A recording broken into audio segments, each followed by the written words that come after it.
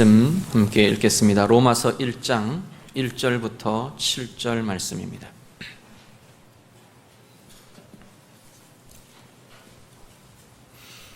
신약성경 로마서 1장 1절부터 7절 말씀입니다.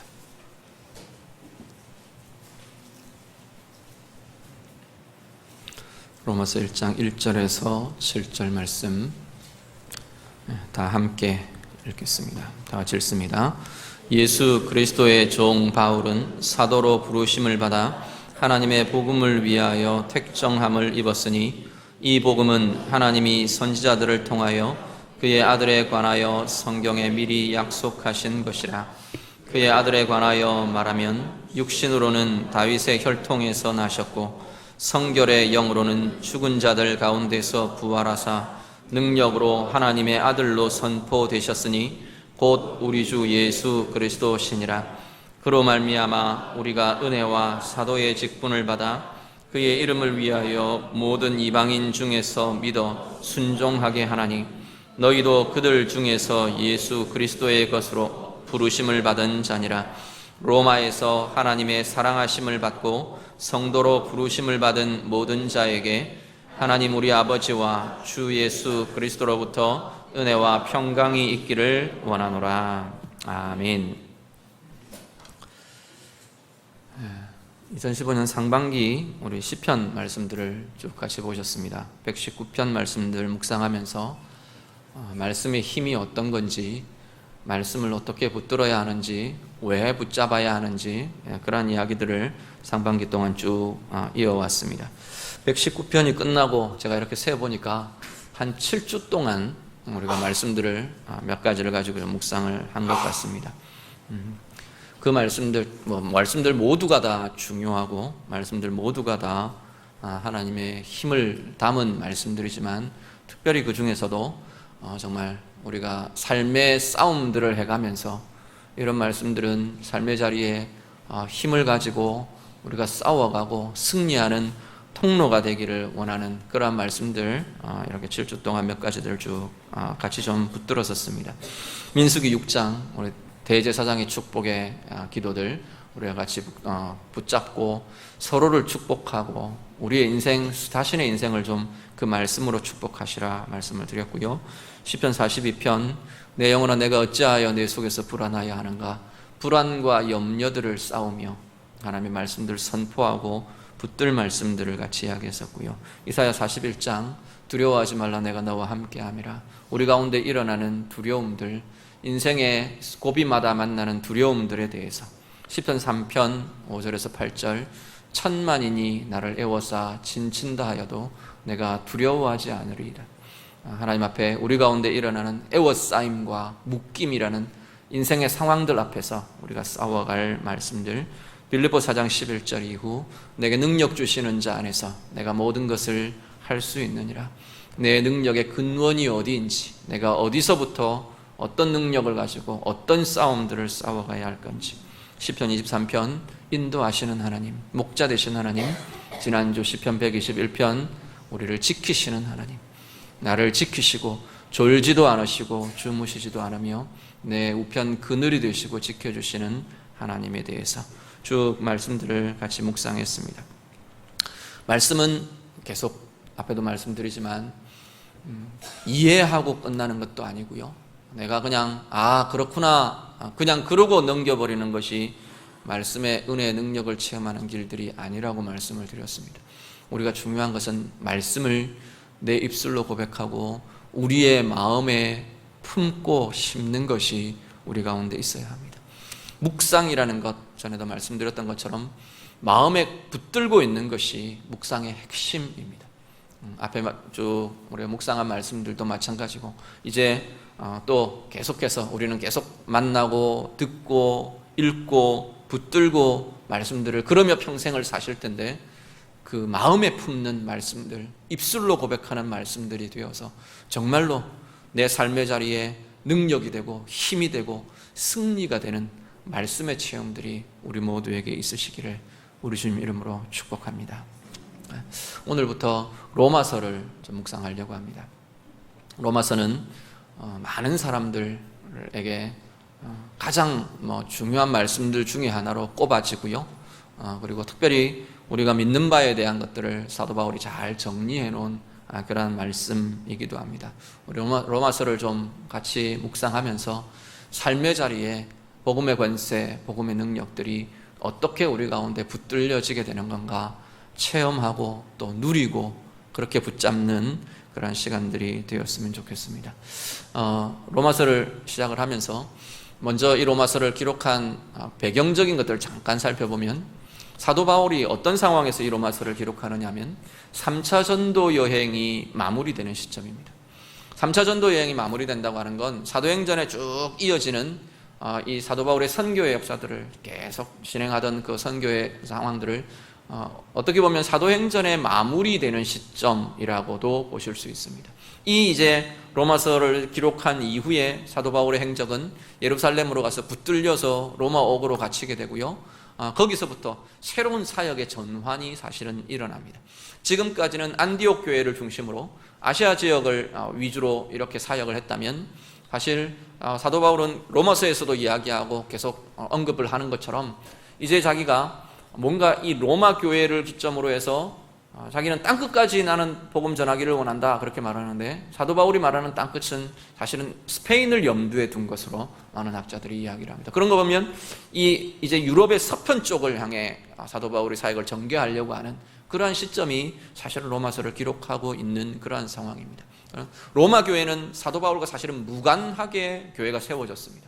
그럼에도 불구하고 그 성도들에게 자신이 전하는 복음의 핵심들을 알려주면서 여기서 새로운 선교의 거점이 마련되고 하나님의 나라가 새로운 어떤 전환들을 이루며 전개되기를 원하는 그러한 사도 바울의 사역적인 어떤 목적과 또 고민들이 담겨 있는 서신이 로마서라고 보실 수 있을 겁니다. 로마 교회의 상황은 어떠냐면 로마 교회는 사실 유대인 그리스도인들이 이제 예루살렘에 핍박이 일어나면서 전반적으로 확 이렇게 흩어지게 됩니다. 아마도 그 흩어진 유대인 그리스도인들이 로마 교회를 시작했던 것으로 보여집니다. 그러면서 유대인들 중심으로 세워져 있던 교회 그리고 신앙의 공동체가 이제 조금씩 이방인에게로 확장되어 가고요. 이 클라우디우스라는 황제 때 유대인들이 완전히 로마에서 쫓겨나는 일들이 로마시에서 쫓겨나는 일들이 생깁니다. 그러면서 오히려 이방인 그리스도인들이 로마 교회의 주도권을 이렇게 세워갑니다. 그리고 황제가 바뀌고 네로가 황제가 되면서 다시금 유대인 그리스도인들이 복귀를 하는데 유대인과 이방인 그리스도인들이 한 공동체 안에 이렇게 머물게 되면서 어떤 면에서는 굉장히 갈등도 일어나고 어려움도 일어나고 고민도 일어나는 시점의 상황이 이 로마 교회의 상황이었습니다. 그러면서 사도 바울이 복음의 핵심들을 쭉 정리하며 제시합니다. 우리는 로마서를 보통 그냥 선입견, 편견으로 어떤 생각을 하느냐면 교리서라는 생각을 참 많이 갖습니다. 그만큼 복음에 대한 우리의 믿는 바에 대한 정리들을 잘 해놓은 게 사실 로마서 전반부입니다. 그런데 복음, 우리가 믿는 바의 교리라는 것은 머리의 이해로 끝나지 않는다는 겁니다. 이 로마 교회에 이 복음의 핵심이, 복음의 증거가 온전한 복음이 전해지면서 그들의 삶의 변화들이 일어나고 불신하고 틀어져 있고 어떤 이익과 이권들 때문에 이렇게 분열을 겪고 고민하고 이런 현장에 복음이 들려지면서 그 복음이 사람들의 마음을 녹여내고 그 복음이 하나로 만들어내고 그 복음이 그 가운데서 생명을 일으키고 그 복음이 하나님의 나라를 향한 시선들을 바르게 세우게 하는 그 일들이 있어야 하는 게 지금 로마 교회의 시점이라는 겁니다. 하나님의 의도로 보면 이 복음의 제시는 바로 이 시점에 로마 교회를 변화시킬 중요한 기회이고 방법이기 때문에 하나님은 바울을 통해서 이 시점에 로마 교회를 향해 로마서라는 하나님의 말씀을 증거하게 하고 있는 것을 보게 됩니다. 우리가 로마서를 고민하면서 묵상하면서 우리의 삶 안에 우리 안에 들려지고 붙들려지는 복음이 우리의 삶을 바꾸고 우리의 마음과 인격과 삶 가운데 생명의 능력 권세들을 새롭게 하는 은혜의 기회들이 되실 수 있기를 간절히 바랍니다. 오늘 본문 1절부터 7절 말씀을 같이 읽으셨는데 이 본문은 로마서의 서론격이라고 볼 수 있고요. 로마서가 하나의 서신으로 쓰여진 것이기 때문에 이런 자기 소개에 해당되는 그러한 내용이라고 보시면 되겠습니다. 1절 말씀을 한 번 더 같이 읽습니다. 1절 말씀 다 같이 읽겠습니다. 예수 그리스도의 종 바울은 사도로 부르심을 받아 하나님의 복음을 위하여 택정함을 입었으니. 아멘. 1절은 사도 바울이 자신을 소개합니다. 그런데 소개의 내용을 이렇게 들여다보면 나는 예수 그리스도의 종입니다, 이렇게 소개를 하고요, 나는 주님이 세우신 사도입니다, 소개를 하고, 바로 사도로 부르심을 받았습니다. 또 하나는 하나님의 복음을 위하여 택함을 받았고 부르심을 받았습니다. 이렇게 지금 자신을 소개합니다. 소개의 글이라고 해서 그냥 우리가 흘려볼 것이 아니고 1절부터 7절의 내용을 보면 결국은 이 1절에 자신을 소개하는 소개 내용에 대한 이해와 설명이 7절까지 쭉 이어집니다. 소개의 내용을 이렇게 들여다보니까 뭐가 두 가지가 보이냐면, 하나는 복음이라는 부분이 보이고요, 또 하나는 하나님의 부르심이라는 부분이 자기를 소개하는 소개의 내용에 사도 바울은 담고 있는 것을 보게 됩니다. 결국은 복음과 부르심이라는 이 두 가지 큰 그림이 사도 바울을 지금의 자리에 있게 했다라는 겁니다. 오늘 우리가 이 두 가지를 같이 살펴보면서 나의 삶은 어떠한 건가, 나의 존재는 어떠한 건가, 내 삶은 어떠해야 하는 건가 함께 묵상하실 수 있기를 바랍니다. 2절에서 4절 말씀을 한 번 더 같이 읽습니다. 본문 2절부터 4절 말씀 다 같이 읽습니다. 이 복음은 하나님이 선지자들을 통하여 그의 아들에 관하여 성경에 미리 약속하신 것이라. 그의 아들에 관하여 말하면 육신으로는 다윗의 혈통에서 나셨고 성결의 영으로는 죽은 자들 가운데서 부활하사 능력으로 하나님의 아들로 선포되셨으니 곧 우리 주 예수 그리스도시니라. 아멘. 복음과 부르심이라는 두 가지 입장에서 자신을 소개해놓고 사도 바울은 먼저 복음에 대해서 설명을 합니다. 2절 말씀 보시면 복음에 대해서 뭐라고 말하느냐면, 이 복음은 하나님이 선지자들을 통하여 그의 아들에 관하여 성경에 미리 약속하신 것이다 설명합니다. 뭐라고 말하냐면, 복음은 하나님이 선지자를 통해서 이미 다 우리에게 알려주신 것이다. 근데 뭐라고 알려주셨냐면, 무엇을 알려주셨냐면 아들에 대해서, 이 예수 그리스도 하나님의 아들에 대해서 알려주신 그것이 복음이다, 지금 그렇게 말씀하고 있는 겁니다. 복음은 무엇에 대한 것이 아니고요, 복음은 누구에 대한 것입니다. 복음은 우리는 어떻게 생각하느냐면, 복된 소식, 기쁜 소식, 복음의 소식, 내가 어떻게 될 것이다, 그게 복음이라고 보통 생각합니다. 예수 믿고 나는 구원받는다, 예수 믿어서 나는 천국 간다, 예수 믿어서 내가 복을 받는다, 예수 믿어서 형통하게 된다, 이 내가 어떻게 되느냐, 이게 복음의 핵심이라고 우리는 보통 많이 생각합니다. 그런데 성경은 복음의 핵심을 뭐라고 말하냐면, 하나님의 아들이 복음의 핵심이라고 말합니다. 그분이 어떤 존재인가, 그분이 누구인가, 그분이 무슨 일을 하셨는가, 그분이 이루신 것이 무엇인가, 그것이 복음이라는 겁니다. 그것 때문에 그 뒤에 우리가 고민하는 그것은 그것 때문에 우리에게 파생되어 결과로 주어지는 것이라는 겁니다. 그 복음 때문에, 그 아들 때문에 내 삶이 이렇게 되고, 내 삶이 이렇게 변화되고, 내 삶이 이렇게 되고, 내 삶에 이것이 보장되고, 그 결과로, 아들의 삶의 결과로, 아들의 존재의 결과로, 그 아들의 그 사역의 결과로 우리 가운데 일어나는 것이라는 겁니다. 그래서 복음의 핵심은 바로 그 아들, 하나님의 아들 예수 그리스도가 복음의 핵심이라 말합니다. 그러면서 오늘 3절 4절은 그 아들에 대한 이야기를 합니다.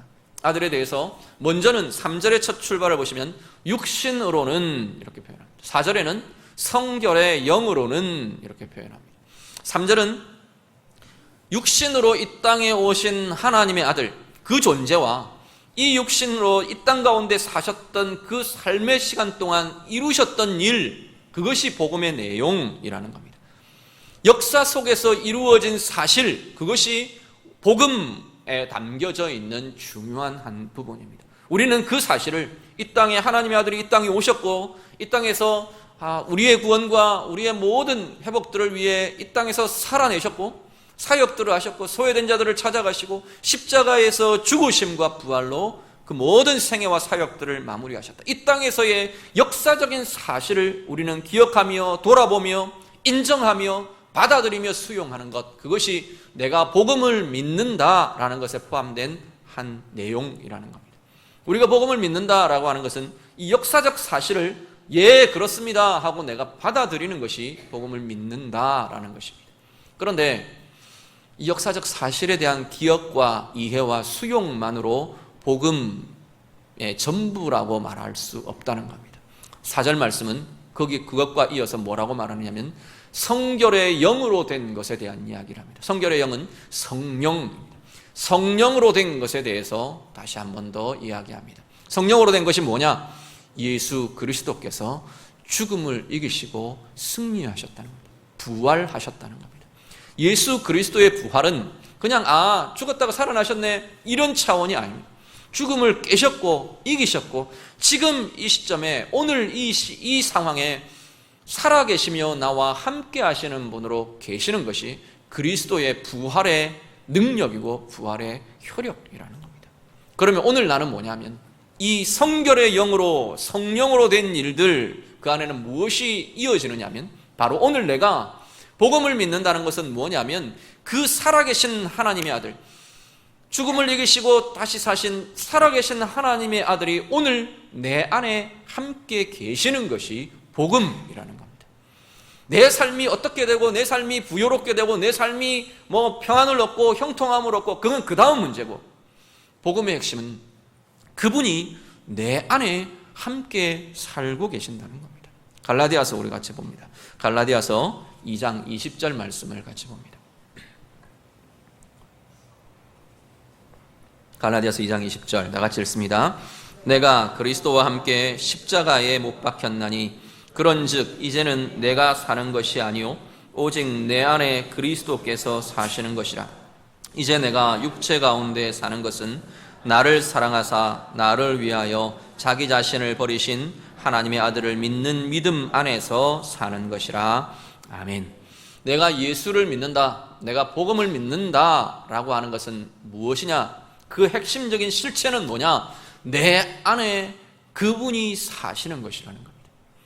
살아계신 그리스도의 영이 내 안에 함께 사시는 것, 나와 연합되어 사시는 것, 그렇게 사는 존재가 된 것, 그것이 그리스도인이랍니다. 그것이 복음을 믿는 자랍니다. 그래서 내 안에 함께 사시는 그분을 통해 내 안에 은혜를 힘입고 생명의 능력을, 그분이 일으키시는 생명의 능력, 그분이 가지신 생명의 권세를 내가 누리고 그분이 가지신 평안을 내가 경험하고 내 안에 계신 그분이 보시는 것을 나도 보며 그렇게 살아가는 자가 그리스도인이고 복음을 믿는 자라는 겁니다. 그래서 복음을 믿는다는 건 과거에 내가 그래 맞아 나도 그 복음을 들었고 나도 그것 인정했고 이제 믿게 돼서 내가 그리스도인이 되었어, 천국 백성이 되었어, 이제 나는 천국에 들어갈 수 있어, 천국에 들어온 자야, 천국으로 들어가는 티켓처럼 사용되는 게 복음이 아니라는 겁니다. 복음이라는 것은, 내가 복음을 믿는다는 것은 사실은 지금 현재의 내 삶 자체가 바로 복음이라는 겁니다. 왜냐하면 그분과 함께 살아가는 존재가 우리 자신이기 때문에. 복음을 믿는다는 것은 매일매일 이 사실에 내가 반응하며 사는 것입니다. 내 안에 계신 그리스도를 이 땅 가운데에서 모든 당신의 생애와 당신의 존재를 통해 이 땅 가운데 이루신 그분의 주권을 내가 인정하며 반응하며 내 안에 계신 그분과 교제하며 교통하며 연합하며 내 안에 계신 그 주님을 경험하며 사는 것, 그분께, 그 주인께, 주님께 반응하며 살아가는 것, 그것이 내가 복음을 믿는다라고 하는 것이라는 겁니다. 오늘 우리의 삶에 이 힘과 이 누림이 있으시기를 간절히 바랍니다. 과거의 사건으로 치부해버리지 마시고 내가 복음을 믿는다는 것이 이제 나는 복음은 통과했어, 복음을 믿는 것은 통과했어, 그것이 아니고 매일매일 우리는 그 복음에 반응하며 매일매일 내 안에 계신 분에게 반응하며 매일매일 그분이 가진 권세를, 그분이 가지신 권세를 내 안에서부터 일어나는 것을 누리며 체험하며 그렇게 살아가는 진정한 복음의 사람들 다 되시기를 우리 주님 이름으로 축복합니다. 5절에서 7절 말씀을 한 번 더 같이 읽습니다. 오늘 본문 말씀 5절부터 7절 말씀 다 같이 읽습니다. 그로 말미암아 우리가 은혜와 사도의 직분을 받아 그의 이름을 위하여 모든 이방인 중에서 믿어 순종하게 하나니 너희도 그들 중에서 예수 그리스도의 것으로 부르심을 받은 자니라. 로마에서 하나님의 사랑하심을 받고 성도로 부르심을 받은 모든 자에게 하나님 우리 아버지와 주 예수 그리스도로부터 은혜와 평강이 있기를 원하노라. 아멘. 5절부터 7절의 말씀을 이렇게 쭉 보면 반복되는 눈에 띄는 단어 중에 하나가 이 부르심이라는 겁니다. 아까 앞에 사도 바울이 자신을 소개하면서 예수 그리스도 복음과 부르심이라는 입장에서 자신을 소개했다고 말씀드렸는데 오늘 이 5절에서 7절 말씀이 이 부르심에 대한 이야기를 다시 합니다. 자, 복음, 그 아들에 대한 것이 복음이다. 그 아들을 붙들고 그 아들과 함께 사는 것, 그 아들이 내 안에서 그리스도의 그 아들의 영이 내 안에 함께 존재하는 것, 그것이 복음으로 살아가는 것이라 말씀드렸는데 이 복음에는 부르심이라는 것이 나타난다는 겁니다. 사도 바울은 자신의 지금 현재의 자리를 부르심의 결과라고 지금 고백하고 있는 겁니다. 내가 사도로 사는 것, 내가 이 평생을 복음을 전하며 사는 것, 내가 이렇게 떠돌며 살아가는 것, 내가 이렇게 모진 고난을 받기도 하고 핍박을 받기도 하며 이렇게 살아가는 것, 이런 상황 중에서도 내가 평강을 누리며 은혜를 누리며 감사와 능력과 권세를 가지고 사는 것, 부르심의 자리라고 사도 바울은 자신을 소개합니다. 사도라는 직분의 자리가 부르심의 자리라고 고백하는 것이고요, 이방인들을 믿는 자리로, 순종의 자리로 돌이키게 하려는 이 사역의 걸음들, 이 인생의 걸음들 자체를 부르심의 자리라고 고백하고 있습니다. 5절이 사도 바울 자신의 부르심에 대한 이야기라면 6절은 그 부르심이 내게만 있는 것이 아니다, 지금 그렇게 이야기하는 겁니다. 사도라는 이 특별한 이 삶의 자리, 직분, 여기에만 부르심이 있는 게 아니다, 사도 바울은 이야기합니다. 6절에 뭐라고 그럽니까? 6절 말씀 보면 너희도 그들 중에서, 너희는 이 로마 교회의 성도들입니다. 모든 그리스도인들, 너희에는 모든 그리스도인들이 다 포함됩니다. 오늘 우리들까지 모든 그리스도인들은 다 어떤 사람들이라고요? 예수 그리스도의 것으로 부르심을 받은 자다라고 말합니다. 우리 모두가 다 복음에 반응하며 사는 자들, 복음을 믿으며 예수 그리스도를 믿으며 그리스도의 이름으로 불려지는 모든 하나님의 자녀들이 다 부르심 받은 자들이라는 겁니다. 목사만 부르심을 받은 자들이 아니고, 선교사만 부르심을 받은 이들이 아니고 모든 이들이랍니다. 나는 어떤 부르심을 받았는데요? 그리스도의 것신 부모의 자리로 부르심을 받는 겁니다. 그리스도의 것신 직장인으로 부르심을 받은 겁니다. 그리스도의 것신 배우는 자, 학생으로 부르심을 받은 겁니다. 그리스도의 것신 사업하는 이들, 장사하는 이들로 부르심을 받은 이들입니다.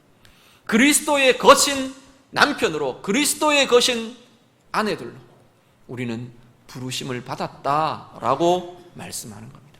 그렇다면 내가 복음을 믿는다는 것, 복음으로 산다는 것은 이 부르심의 자리에 부르심에 합당한 삶을 사는 것이 오늘 우리의 삶이라고 성경은 지금 말씀하는 겁니다. 말씀 한 구절을 더 같이 보시죠. 에베소서 4장 1절부터 2절 말씀을 다시 봅니다. 에베소서 4장 1절과 2절 말씀 다 같이 읽겠습니다. 그러므로 주 안에서 갇힌 내가 너희를 권하노니 너희가 부르심을 받은 일에 합당하게 행하여 모든 겸손과 온유로 하고 오래 참음으로 사랑 가운데서 서로 용납하고. 아멘. 사도 바울이 뭐라고 말하냐면 그리스도인으로 산다는 것, 하나님의 사람으로 산다는 건 뭐냐 하면 부르심을 받은 그 자리에 합당하게, 부르심에 합당하게 사는 것이 그리스도인으로 사는 거다. 복음을 믿는 자들이 살아가야 하는 삶이다. 그 내용들은 예를 드는 것이 4장 2절입니다. 모든 겸손과 온유로 하고 오래 참음으로 하고 사랑 가운데서 서로 용납하는 것으로 하는 것이다. 우리 모두는 다 지금 사도 바울은 그리스도의 부르심으로 이 자리에 서 있다고 말합니다. 오늘 우리의 인생을 그냥 내가 어떻게 살다 보니까 내가 누구의 남편이 되었고 누구의 아내가 되었고 누구의 자녀들이 되었고 아이들을 낳게 되었고 또 아니면 어떤 직장을 갖게 되었고 이런 사업을 하게 되고 뭐 이런 이웃을 두고 살게 되고 어쩌다 보니까 그렇게 되었다, 아니라는 겁니다. 모든 그리스도인은 하나님의 부르심 아래 지금의 자리에 서 있다라는 겁니다. 복음 안에 부르심을 입은 자들이 오늘 우리들의 모습이라고 말씀합니다. 그렇다면 복음에 반응하는 삶, 이 부르심에 반응하는 삶이 오늘 우리 가운데 요청되는 삶이라는 겁니다. 그리스도의 거신, 그리스도의 소유인 남편은 어떻게 살아야 하는 건지, 그리스도의 소유인 아내는 어떻게 살아야 하는지, 그리스도의 소유인 자녀들은 어떻게 부모를 대해야 하는지, 그리스도의 소유인 사업가는 어떻게 나의 사업을 해야 하는 건지, 그리스도의 소유인 직장인은 어떻게 내 맡은 역할들을 하며 이 직장을 섬겨야 하는 건지, 그리스도의 소유인 집사님들은, 그리스도의 소유인 장로님들은, 그리스도의 소유인 권사님들은, 그리스도의 소유인 이웃들은 어떻게 나의 이 삶을 살아야 하는 건지, 하나님의 부르심 앞에서 고민하며 부르심 앞에서 살아가며 몸부림하며 살아가야 하는 이들이 바로 그리스도의 부르심을 받은 자들이라고 성경은 말씀합니다. 오늘 우리의 삶을 두고 정말 이 복음 안에서 부르심이라는 이 자리로 내 삶을 인식하실 수 있기를 간절히 바랍니다. 저 같으면 이 목사된 이 자리가 그리스도의 부르심 앞에서 돌아보며 살펴야 하는 자리라는 겁니다. 내 아내의 남편된 나의 이 자리가 그리스도의 소유된 자로, 부르심의 자리로 내가 인식하며 아내에게 반응해야 할 것이라는 겁니다. 내 자녀들에게 그리스도의 부르심이 있는 자리로, 복음의 부르심이 있는 자리로 자녀들의 부모로서, 아버지로서 내 삶을 고민하며 몸부림해야 한다는 겁니다. 만만치 않습니다. 쉽지 않은 자리이긴 합니다.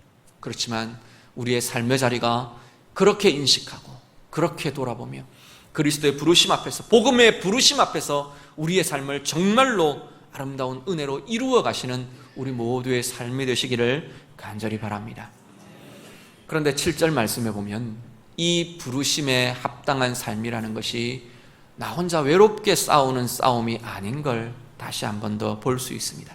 7절 말씀은 사실 사도 바울이 로마 교회 성도들에게 인사글을 쓰면서 축복하는 내용입니다. 로마에 있는 교회 성도들에게, 모든 자에게 하나님 우리 아버지와 주 예수 그리스도로부터 은혜와 평강이 있기를 원하노라. 축복의 말입니다. 어떻게 보면 전형적인 축복의 말인데요, 그 안에 뭐라고 말하냐면 성도로 부르심을 받은 자들에게 하나님으로부터 오는, 예수 그리스도로부터 오는 은혜와 평강이 있을 것이다 선포합니다. 이것은 축복이기도 하고 기도이기도 하지만 이런 믿음의 선포이기도 합니다. 하나님의 약속이기도 한 것입니다.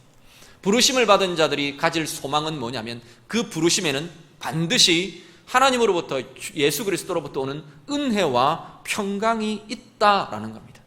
부르심의 자리에 합당한 그 권세와 능력들을 나타낼 수 있는 은혜와 평강이 우리에게 공급된다라는 겁니다. 말씀 한 구절만 더 같이 보시죠. 고린도전서 7장 22절 말씀입니다.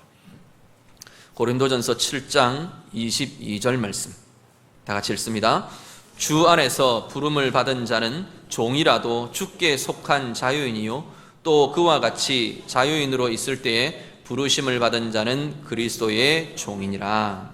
아멘. 고린도전서도 사도 바울이 기록한 서신인데 뭐라고 말하느냐면 이 은혜와 평강이라는, 하나님으로부터 오는 은혜와 평강이라는 예를 하나를 듭니다. 어떤 예를 드느냐면 종으로 있는 자, 그 당시 노예로 있던 자, 노예로 있는 상태에서 복음을 받은 거예요. 복음을 듣고 복음을 믿는 자 되었고 복음 안에서 변화가 되었어요. 이 노예의 상태에 있는 자가 복음을 받았는데, 예수 그리스도의 부르심을 받았는데, 이 부르심을 입은 자는 노예라는 상황이 바뀌어지지는 않은 것 같아요.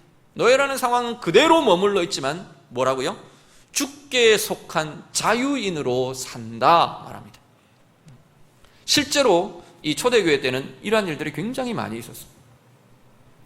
종으로 있다가 이 소외된 자들이 예수 믿는 것들이 먼저 굉장히 빠르게 더 많이 진행되었던 것 같아요. 노예로 있던 자들, 종으로 있던 자들, 여러 또 여인들, 이런 안에서 복음이 훨씬 더 굉장히 빨리 확산되었던 것 같은데, 종으로 있던 자들, 노예로 매여 있는 자들은 사실 그 당시는 아무것도 자기 것이 없는 이들입니다. 자기 목숨도, 자기 육신도, 자기의 인생, 자기의 모든 것이 아무것도 자기 게 없는 게 노예의 인생입니다. 완전히 주인에게 속박되어 있고 구속되어 있는 이들인데, 그리스도인이 되고 복음에 반응하고 나서 삶이 달라지더라는 겁니다. 그 안에 자유함이 일어나더라는 거예요. 절망 속에 묶여있는 삶이 아니고 자유함의 삶이 일어나고 소망의 삶이 일어나고 빛의 삶이 그들 가운데 일어나더라는 겁니다. 오히려 그 변화되는 종들을 보면서, 변화되는 노예들을 보면서, 변화된 삶을 사는 그들을 보면서 주인들이 오히려 복음을 듣게 되고 복음을 보게 되고 변화되어 가더라는 겁니다. 초대교회는 그렇게 확산되어 가고 확장되어 가는 것을 경험합니다. 오늘 우리들에게 은혜와, 하나님으로부터 임하는 은혜와 평강이라는 것은 이 권세와 이 힘을 나타낸다는 겁니다. 노예의 삶을 살면서도 자유자의 삶을 사는, 노예의 삶을 살면서도 자유로움을 경험하며 사는 그 권세가 은혜와 평강, 하나님으로부터 임하는 부르심의 자리에 서 있는 자들에게 임하는 은혜와 평강이라고 말씀합니다. 오늘 우리의 부르심의 자리도 만만치 않은 삶의 자리입니다. 삶의 문제들이 닥쳐오고요, 문화라는 이름으로 우리를 미혹하기도 하고요, 여러 가지 어려움과 고난과 아픔의 이야기들이 우리를 묶기도 하고 우리를 누르기도 하고 우리를 흔들어 놓기도 하고, 그것을 틈타서 악한 영들은 하나님의 은혜에서 우리를 떨어지게 하려 하고 멀어지게 하려 하고 그 평강과 은혜를 누리지 못하게 하려 하고, 그러한 것이 우리의 삶의 자리이고 복음의 부르심을 입은 우리의 삶의 자리입니다. 그런데 그 자리에는 반드시 우리가 기억하실 것은 그 부르심에 따르는 하나님으로부터 공급되는 은혜와 평강이 있다는 겁니다. 뛰어넘을 은혜가 주어지고 이겨낼 권세가 주어지고 우리를 흔들 수 없는 든든함과 평강의 역사가 그 하나님의 은혜, 복음에 반응한 자들, 이 부르심의 자리에 서 있는 자들에게 임하는 것이라는 겁니다. 오늘 우리의 삶에 이 권세가 누려지실 수 있기를 간절히 바랍니다. 삶의 상황이 어두운 것 같아도 그 자리에서 하나님의 은혜와 평강으로 밝음의 빛을 볼 수 있기를 바라고요, 하나님의 은혜와 평강으로 두려움과 불안과 어려움에 우리를 짓누르는 것들을 이기고 깨고 승리하는 권세가 우리 가운데 나타나실 수 있게 되기를 간절히 바랍니다. 부르심의 자리, 그 자리는 은혜를 누리는 자리고 하나님의 평강을 경험하는 자리입니다. 오늘 복음에 반응하는 우리 모두의 삶 가운데 이 역사들, 이 은혜들 마음껏 누려지시는 주의 백성들, 복음의 사람들 다 되시기를 우리 주님 이름으로 축복합니다. 같이 기도하겠습니다. 우리 말씀 가지고 함께 기도하기를 원합니다.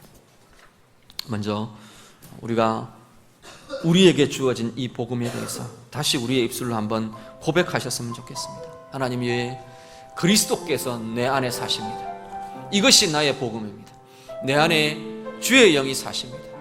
그분에게 내가 매일매일 반응하며 나 혼자 멋대로 살다가 그냥 또다시 고민하는 것이 아니고 매일매일 내 삶 가운데서 그리스도께 반응하며 그리스도의 영에 반응하며 그리스도께서 공급하신 이 은혜와 평강들을 내가 누리며 그렇게 살아가는 복음의 사람 되기를 원합니다. 우리 기도하시고요, 특별히 내 부르심의 자리를 두고 기도하시길 바랍니다. 내가 어떤 부르심의 자리에 서 있는지, 내가 하나님 앞에 이 복음에 반응하는 자로, 복음의 부르심을 입은 자로 서 있는 이 자리들을 하나하나 축복하면서 부르심에 합당한 그 힘들을 가지고 그 은혜의 삶들 내가 살아가겠습니다 결단하며 이 시간같이 고백하며 기도하겠습니다. 기도드립니다. 하나님 아버지, 우리에게 복음을 주시고 우리에게 복음을 믿게 하시고 우리에게 복음에 반응하는 은혜의 사람들, 복음의 사람들로 살아가게 하심을 감사를 드립니다. 특별히 하나님, 주의 성령으로 하나님 우리 안에 살아계시는 예수 그리스도의 영과 함께 더불어 살며 연합하며 살며 모시며 주인으로 고백하며 살아가는 은혜의 삶들이 우리 가운데 있게 하심을 감사를 드립니다. 하나님, 매일매일 우리의 삶에 이 복음에 반응하는 자의 삶이 우리의 삶들 되게 해 주시옵소서. 내 안에 계신 예수 그리스도를 경험하며 내 안에 계신 예수 그리스도의 영을 아버지 하나님 고백하며 하나님 그 주권을 내가 고백하고 반응하며 그렇게 살아가는 복음에 반응하는 자들 다 되도록 하나님 인도하여 주시옵소서. 복음을 통해 우리 가운데 세워지게 된 하나님의 부르심의 자리 우리가 기억하게 하시고 이 부르심의 자리에 합당한 은혜의 삶이 우리의 삶들 되게 하여 주시옵소서. 하나님, 이 부르심의 자리가 어려운 자리가 어떤 것인지 특별히 하나님 앞에 고백하며 그 자리마다 하나님이 공급하시는 은혜가 있고 하나님으로부터 임하는 하나님 평강이 있고 은혜의 힘이 있어서 그 자리가 하나님 예수의 사람으로 복음의 사람으로 살아내기에 부족함이 없도록 우리를 도우시며 인도하여 주시옵소서. 절망의 자리마다 하나님의 은혜와 평강이 부어지게 하시고 아픔의 자리마다 은혜와 평강으로 회복되며 생명의 권세들을 누리는 자들 되도록 주님 도와주시고 하나님 아버지 위로와 슬픔이 필요한 슬픔의 자리 위로가 필요한 그 자리에 은혜와 평강으로 위로를 얻으며 힘을 얻으며 새롭게 일어나는 복된 하나님의 사람들 다 되게 하여 주시옵소서. 복음으로 부르심의 자리에 합당하게 권세와 능력으로 승리하며 살아가는 주의 자녀들 되게 하여 주시옵소서. 하나님 감사합니다. 우리에게 아들의 복음을 주시고 그 복음을 믿게 하시고 그 복음에 반응하며 사는 복음의 사람들 되게 하셨음을 감사를 드립니다. 과거에 있었던 일에 대한 이해로 끝나지 않게 하시고 오늘을 살아가는 우리들에게 우리 안에 함께 사시는 주 예수 그리스도의 영에 주님의 영에 우리가 순종하며 반응하며 그 은혜와 평강을 누리며 사는 주의 자녀들 다 되게 해 주시옵소서. 복음 안에 부르심을 받은 우리의 자리, 부름의 자리들을 기억하기를 원합니다. 하나님, 우리의 삶의 자리마다 예수의 것된 그리스도의 것된 우리의 삶의 자리들을 하나님 고백하게 하시고 정말로 부르심의 자리로 살아내는 복된 사람들 다 되게 해 주시옵소서.